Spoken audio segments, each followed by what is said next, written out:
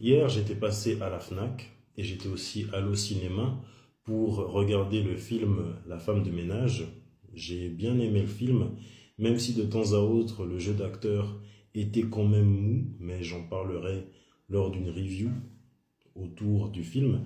En plus, j'ai acheté le livre qui a inspiré à faire le film.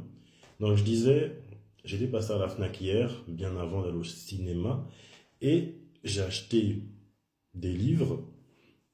Le premier pour commencer, Dragon Ball Super, tome 24, la relève est assurée.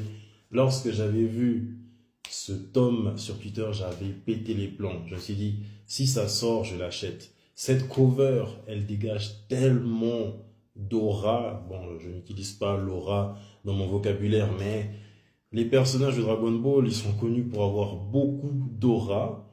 Cette cover, elle dégage tellement de puissance, tellement de pression atmosphérique, tellement de pression spirituelle. Elle dégage trop de pression, trop de puissance. Je crois que mon scooter, si j'étais un personnage de Dragon Ball, aurait explosé. Dessus, on voit Son Goku Ultra Instinct, Vegeta Super Ego, Piccolo Orange, Gohan Beast et Broly Super Saiyan légendaire. Et derrière, Black Freezer. Bon, les dessins, ils sont très beaux dans ce manga, mais il ne se passe pas vraiment quelque chose de spécial. Nos personnages préférés sont en train de s'entraîner. Goku, Gohan,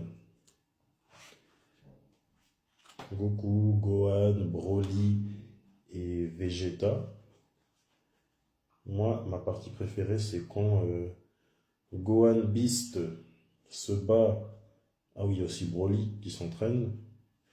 Moi, ma partie préférée, c'est quand Gohan Beast il est en train d'affronter Goku Super Saiyan, enfin Ultra Instinct.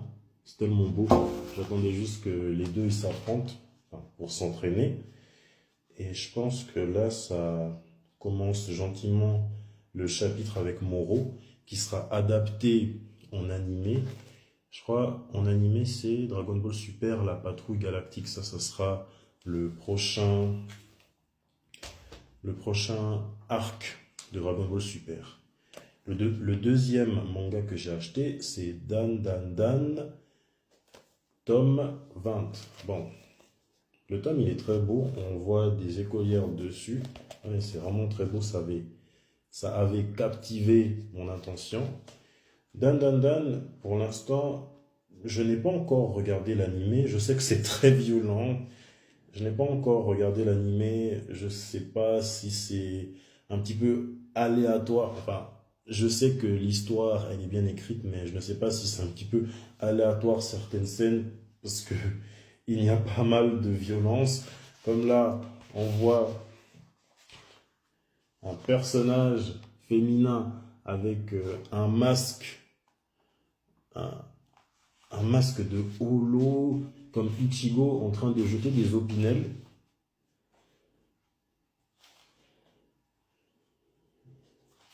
Et puis quelques pages plus tard, on voit des œufs avec des moustaches. Bon, c'est petit. On voit des œufs avec des moustaches qui sont les ennemis des personnages de ce manga. Cet animé, c'est juste what the fuck, mais il faut que je me planche plus dessus. Et pour terminer, la femme de ménage de Frida McFadden, elle connaît vos secrets, découvrez les siens.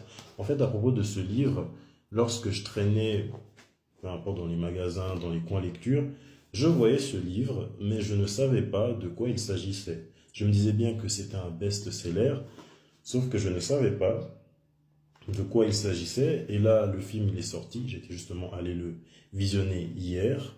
Et apparemment, pour certaines personnes, le film ne suit pas le livre. Mais pour vous dire, c'est comme ça partout. Parce que déjà, moi, en tant que fan de Marvel ou de DC Comics, l'exemple que je peux donner, je sais que ils ne suivent pas toujours l'histoire dans les comics. Comme par exemple, un fait très flagrant, le fait que, apparemment, c'est Tony Stark qui a inventé Ultron. Mais ce n'est pas Tony Stark qui l'a inventé, c'est Hank Pym qui l'a inventé.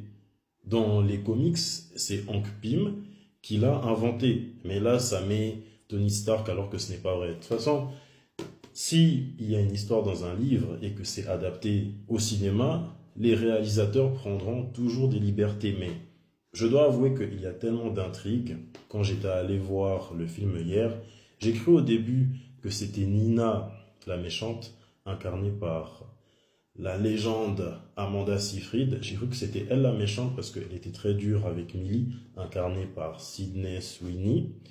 Et en fait, non, c'était Andrew, Andrew Winchester, son mari, qui était le méchant.